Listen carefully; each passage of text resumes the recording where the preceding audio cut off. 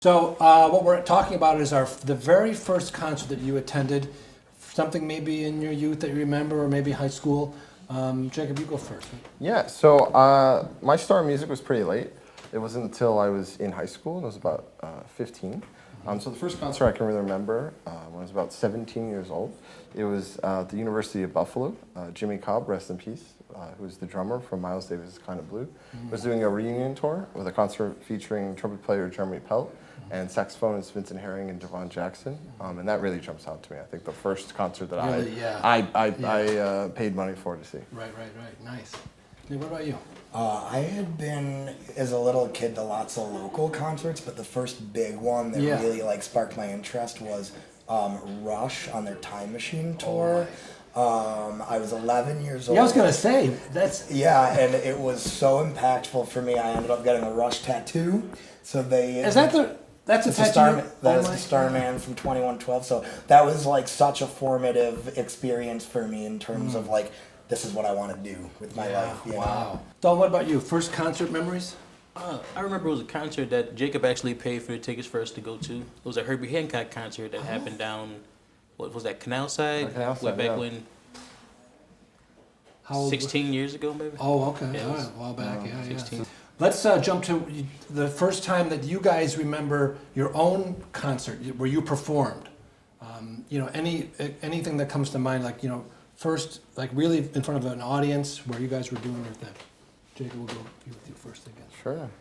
Well, I think in general, in high school, it's the first time playing. I think one of the most impactful experiences in high school, Dalton and I went to high school together. Okay. And that's actually how we met. Oh, okay. We've been playing music together ever since. And so we performed at the Berkeley High School Jazz Festival.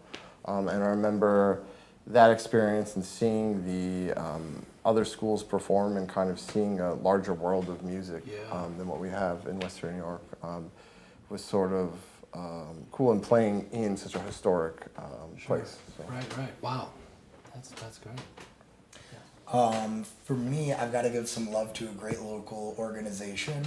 Music is Art is an organization out of Buffalo that does a lot of great work with schools and students, and they provide great opportunities. So when I was in high school, we had this great band director, Phil Agulia, and he was great about fostering that love to just jam and have fun and make music with your friends.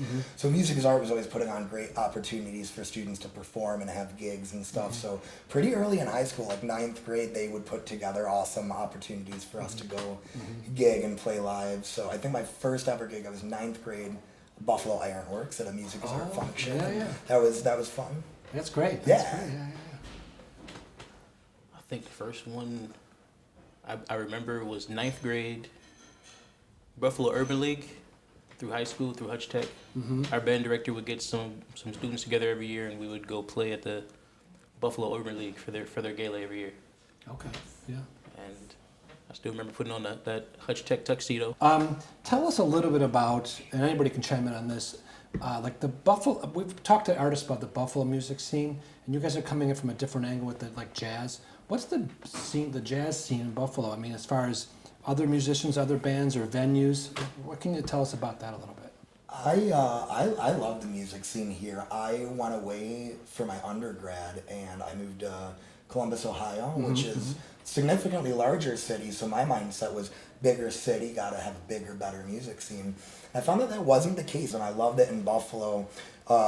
It's big enough that there's lots of fun things happening, but small enough that we all know each other, and I feel very supported and a lot of love going around. Right. So I really like the scene here. I think it's a very positive environment. Right.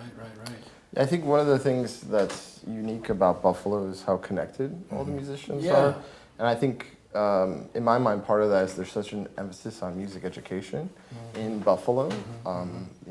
All three of us here are teachers in our own right as well. Okay, and I think for us personally, sort of the holistic view of music in that especially jazz, the mentorship aspect of it is so ingrained in the roots of the music. But I think also it's part of giving back to where you came from. As Nate said, we all have numerous stories of being younger and having opportunities to perform and learn from world-class musicians, and so the idea of giving that back and connecting is really important. Right. Yeah. And how did you guys? How did it come to be jazz? Like you mentioned, you see Rush. Most young people like want to be in a rock band or like. How did you grab it? Was it because of this education that absolutely, yeah. towards the jazz definitely. end of it?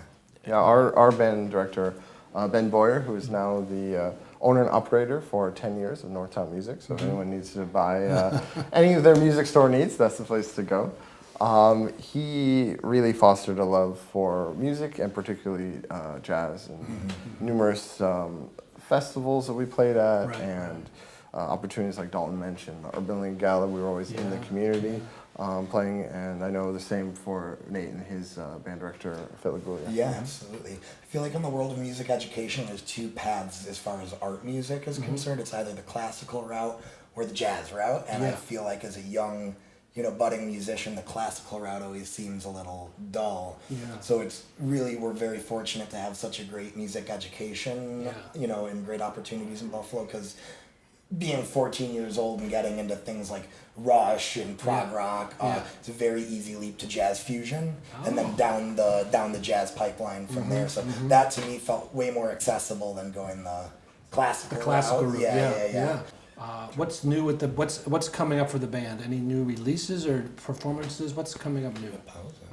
We do have some aspirations of recording our second album, and I think just making music together. I know something that's going to be our third annual, and this is sort of connected to my life as an educator, will be the Dr. Lonnie Smith Jazz Festival at the Cas. So Dr. Lonnie Smith, of course, is the great legendary jazz organist. He's originally born and raised in Lackawanna in Buffalo. And so the school I teach at Global Concepts Charter School is located in Lackawanna. So 3 years ago, I decided to start a festival in his honor. I didn't see enough people, or really anyone, especially musically, honoring such a legendary musician.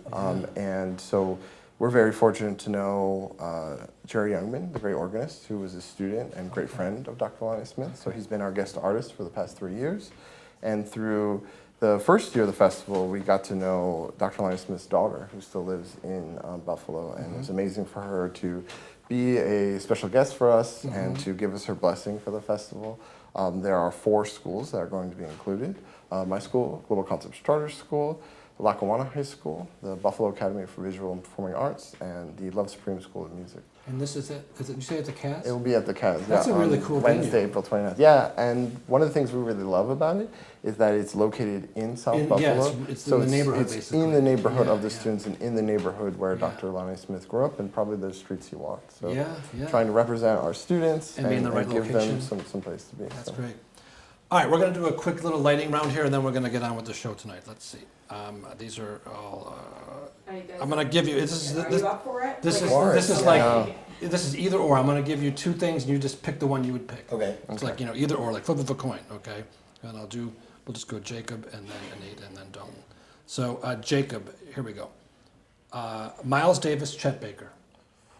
Pick one. Quick, pick one. Miles Davis. Okay, Miles Davis. Let's see. Nate. Let's see. That's not fair. That was not fair question. Quick. Phil Lesh, Charles Mingus. Oh, they're so different. Quick. You're not playing fair. That's not fair. That's not fair. I love them both so much. You got to pick one. Phil. Okay.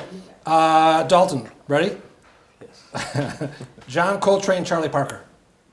These are not fair questions. That's on Nancy, by the way. These are completely different things that we're talking about here. Well, pick an apple or Coltrane. orange. Coltrane. Okay. All right, here we go. Yell at me later. Let's see. Jacob, April or October? October? Okay. Because it's my birth month. Exactly. You got right in there. So this one's for Dalton. East Coast or West Coast? East Coast. Okay. Nate, amusement parks or art galleries? Art gallery. Okay. One more. Here we go. Jacob, sunlight or moonlight? Moonlight. Okay. Dalton again here. Big party or small get together? Big party. Okay. Nate, a walk in the woods or a walk on the beach? A walk in the woods. Okay. And Nancy, throw some in. You have a couple extras. Tacos or sandwiches? Oh, Sandos. Tacos. You can do so much more with the Sando. You haven't had the right taco. Yeah. This is a taco One, station. one more, Nancy. Kangaroos or flamingos? Kangaroos. absolutely. Kangaroos. We can all agree. Unanimous. Yeah, we can agree. Okay. Guys, thanks so much. Yeah.